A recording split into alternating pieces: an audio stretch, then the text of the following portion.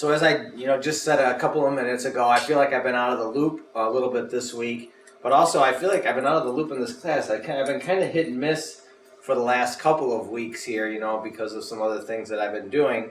But I did spend a little bit of time last night looking at the blog and kind of reviewing. And thank you, David, for getting that done so that I could have a kind of perception of, last week's discussion and where we are right now. As I read through the transcript of last week's class about light and Don introducing this concept of light, there were kind of three themes that kind of stood out to me as I was reviewing that. One was that this light that you were discussing last week was the provider of life or essential for life kind of theme I saw in there a couple of times. Another theme that I saw in there is that this light was essential for sight or discernment, right? That it had this kind of revealing property to it. And the third theme that I saw in your discussion of light was this idea that there is a true light and a potentially false light. So there was some talk about comparing and contrasting what might be a true light and what true light means in opposition to or versus what the idea of a false light. So I just, I wanted to kind of, highlight those three themes very, very quickly, as well as I was kind of looking at the conversation, there was one question on each theme that kind of came to my mind that I'll throw out there. So this may be a little bit different than how we've structured classes in the past. I'm going to start class with three questions instead of one question today. And I hope that that's not too confusing. But I have a question about each one of those themes. The theme of, that light is essential for life, that light is essential for sight, and that there is a true light and a false light. So let's start a little bit with this idea that light is essential for life. And I think that really came out in your conversation last week about creation in the garden. And so, I just wanted to read that really quickly again. This is the beginning of the Bible, Genesis 1, verse 1, right? In the beginning, God created the heavens and the earth. And the earth was formless and void, and darkness was over the surface of the deep, and the Spirit of God was moving over the surface of the waters. Then God said, "Let there be light," and there was light. And God saw that the light was good, and God separated the light from the darkness, and God called the light day, and the darkness he called night, and there was evening and morning, and that was the first day. So this is the creation of life, the beginning of existence for human beings. And David kind of described it as the Big Bang moment, right? This is it. And light is brought into the world. And I thought one thing that kind of struck me about this that I didn't see too much conversation last week, and so this is kind of going to preface the first question I have today, is that God intentionally creates light, brings light to nothingness, to formlessness, to void, to darkness. He intentionally brings this light.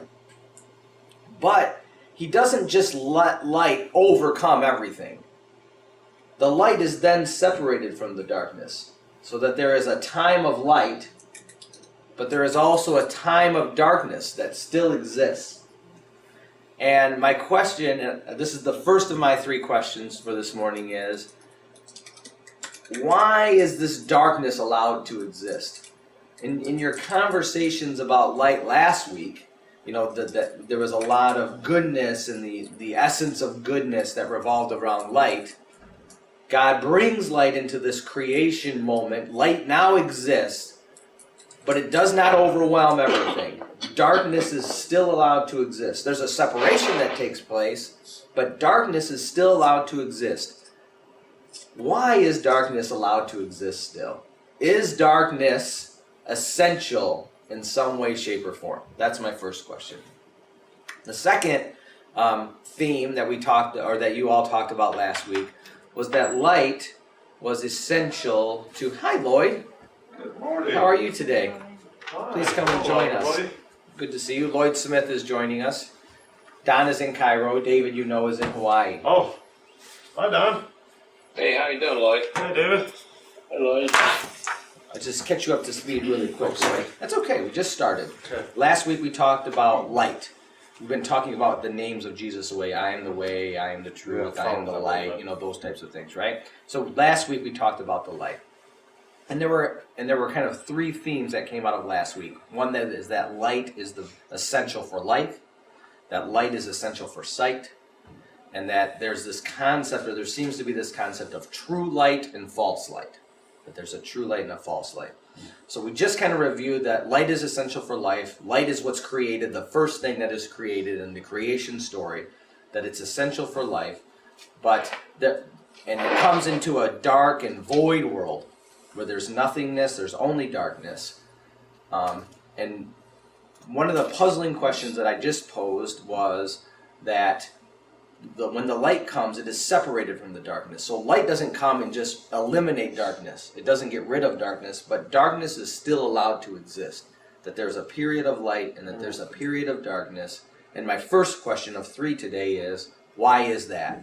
Why is darkness allowed to exist? Is darkness essential for something or some purpose? Okay, that was my first question.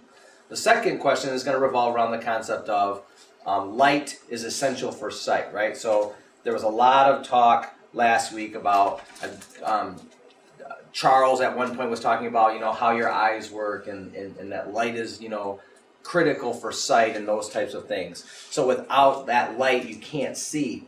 And that really kind of went to this concept of that light reveals something, right? That it reveals something to us, or with light we can now discern things better because we can see, we can discern things better. So the light that is there helps us to see, helps us to discern. And the thing that I found really interesting about that is, at one point in the conversation last week, Don read John 3:16, right? So let me just go there really quick. And I've always found it really interesting that everybody knows John 3:16 really good, but not a lot of people know John 3:17 very good, really? Yeah. And that was what Don read also, right? So not only did he read John 3:16, but he read basically through verse 21. So that's what I want to do really quick again. So, for God so loved the world that he gave his only begotten Son, that whosoever believes in him should not perish but have eternal life. For God did not send the Son into the world to judge the world, but that the world might be saved through him. He who believes in him is not judged. He who does not believe in him has been judged already, because he has not believed in the name of the only begotten Son of God. This is the judgment, that the light has come into the world, that men loved the darkness rather than the light, for their deeds were evil. For everyone who does evil hates light, and does not come to the light, for fear that his deeds will be exposed. For he who practices the truth comes to the light, so that his deeds may be manifested as having been wrought from God. I got to tell you, when I read this verse from 16 all the way to 21, I almost wish that these verses were in two different spots. Because I got to tell you, in the face of it, there was a contradiction for me. So my second question is going to revolve a little bit around this contradiction that I feel is there, that I'm hoping you can help me work through. The first part of this passage, John 3:16 through probably, let's say, 18, right, talks that Jesus has come to the world, but he has not come to the world for judgment, right? And I tied this judgment immediately to being able to discern right from wrong, right? It's discernment, light. That light helps us to discern, right? So Jesus, the light, has not come into this world for judgment. Okay? That's what I see in the first part, John 3:16 through 18. Then in 19 through 21, now we talk specifically about the light in some regards, right? And that light is there for discernment. So, and by that I mean it says, light has come to the world for men who love darkness rather than the light, and men loved darkness rather than the light, for their deeds were evil. For everyone who does evil hates the light and does not come into the light. Why? For fear that their deeds may be exposed. For fear of revelation, so that people will be able to see, or God will be able to see what is happening, right? So this light, again, reveals, exposes, brings discernment, right? The same thing for people who love the light, right? It reveals that their deeds are manifest from God, that they come from God. So the first part of this passage seems to be about non-discernment. Jesus came in the world not for discernment, not for judgment. And that's maybe where I'm making the stretch, but I'm open to all of your thoughts on that. But the second part of the verse is about that light is there for discernment. It will show where good deeds, who has good deeds and who has evil deeds. So that's my second question. I'm looking for, help me through this possible contradiction that you may be seeing between John 3:16 through 18 and John 3:19 through 21. Okay? The last theme from last week was this idea of true light versus false light. And this really kind of came out of last week's conversation started with the transfiguration story in Mark 9, right? So I'm going to go to Mark 9 real quick. Mark 9. At the very beginning of Mark 9 is about the transfiguration. And this concept of a true light, or a supernatural light, is really kind of just that comes upon Jesus, right? During the transfiguration story, this supernatural kind of light comes to Jesus. And that light is really described in verse 3, right? And his garments became radiantly and exceedingly white, as no launderer on earth can whiten them, right? So this is not an earthly whiteness, brightness that surrounds Christ. This is a supernatural, heavenly, divine, this is a divinity kind of moment light, right? Another, so this is, to me, this seems like it's a clearness, right? It's a supernatural manifestation, this true light is. This, though, I came a little puzzled, because the other thing that really came to my mind when I started talking about, Don, are you there still? Yeah. Okay, I'm sorry. The other thing that, we just lost your video picture. The other thing that really came into my mind when we were talking about light was this verse from 1 Corinthians 13:12. So in 1 Corinthians 13:12, this is that verse about, though I look into a mirror or a glass dimly, right? Mm-hmm. So 1 Corinthians 13:12 is, for now we see in a mirror dimly, right? So there's this idea of non-clarity, right? This possible falseness, or, that we can't understand completely. For now we look into a mirror dimly, but then face to face, now I know in part, but then I will know fully, just as I also have been fully known, right? I also found this text in a different translation I wanted to read to you. It said, in the same way, we can now see and understand only a little bit about God now, as if we were peering at his reflection in a poor mirror. But someday we are going to see him in his completeness, face to face. Now all that I know is hazy and blurred, but then I will see everything clearly, just as clearly as God sees me right now.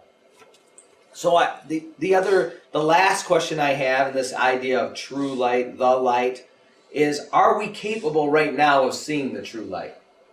Must there be a transfiguration kind of moment for us to be able to see the true light clearly?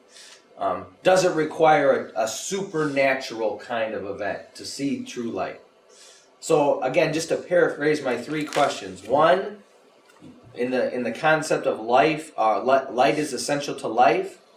Why is darkness allowed to exist, and is darkness essential in some way? Question number two, in this idea of John 3:16, as light as important to sight and discernment, right? Can you help me with what I see is maybe a contradiction between Christ coming in the world not to discern or judge, but that the light is there to show what is evil and what is good. And finally, my last question about, are we capable of seeing, understanding, knowing true light? Does it require some kind of supernatural event for us to be able to do that?